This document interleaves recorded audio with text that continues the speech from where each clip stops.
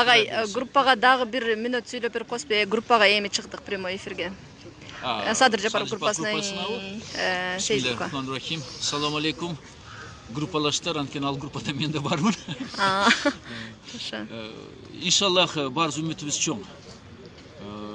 Эми чыгаруунун башка мындай жолдору калбады. Эми шуну чыгарыш керек. Эми күнөөсү далилденген жок. Негизги домат койгон Эмил Каптагаев сөздөрүн кайра алды. Мен доматым жок деп туруп. Эл талап кылып атат. Бир Кыргызстанда эмес, чет өлкөдөн эл талап кылып атат.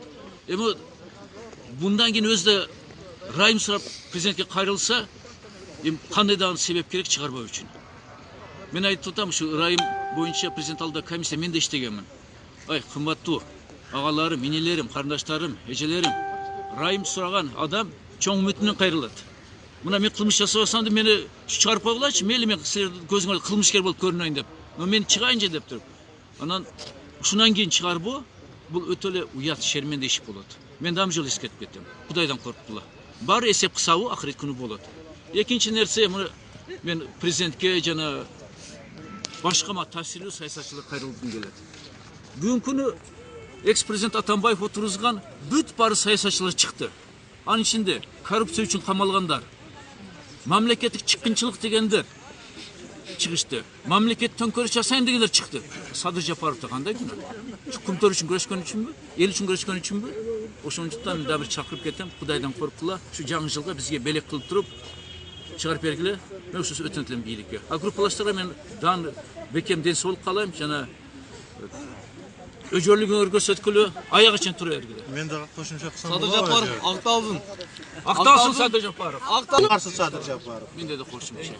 Азыр көп эле президенттин оппозициясымын дегендер, же каршы чыккандар айтышып атат. Сооронбай Жээнбеков 2 жылда эмне кылып койду деп. Мен ушул жерде бир хадисти эсетким келет. Анткени мусулмандар чогулганда сөзсүз Аллахты жана Мухаммад пайгамбар саллаллаху алейхи вассаламды эстешибиз керек. Мухаммад пайгамбар саллаллаху алейхи вассалам айткан: жакшылыкта жарыш кыла деп, жакшылыкта жарыш кыла деп, жакшылыкта жарыш кыла деп. Эми экс-президенттин мейли камап коюпту Садыр Жапаровду. Башкалар да камады ал. Баарын чыгардыга. Ошондо мен суранат элем, ушул элге жана өзүнүн оппозициясына далилдеш үчүн Садыр Жапаровду чыгарып койсо, эң чоң жакшылык болот. Мына эч ким жарыша албайт бул маселе боюнча Сооронбай Жээнбеков менен. Чыгарып кой Сооронбай. Оны көрөсүн. Эл сага разы болот. Апайсын өзү да жабылат. Эл эң негизи разы болуп сени колдоп коет. Албетте мен саясатчы катарында түшүндүрөм. Буга чейин да президент айтып келген, депутаттар да айтып келип атат, биз сот ишине кийлигише албайбыз деп. Сот өзү көз карандысыз өзү чечим чыгарат деп туруп. Но биз Кыргызстанда жашап атабыз. Бул мурдагы Советтик Республика. Коңшуларыбызды көрүп атабыз, Өзбекстан, Казакстан көрүп атабыз. Баары бир президенттин сөзү. Ошондон буйрук бербейли. Жана комиссия по помилованию. Мыйзам негизин карап койгула арызыны. Күнөөсү жок болсо чыксын деп эле койсун. Комиссия по помилованию карап турат азыр.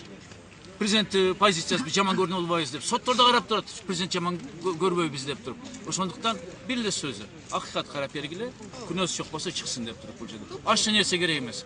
Анан биз түшүндүрөбүз. Бул чечим оор. Но бирок бул өзүнүн катасы эмес азыркы президент. Бул мурдагы президент катасы. Катаны оңдоп кой, биз разы болобуз.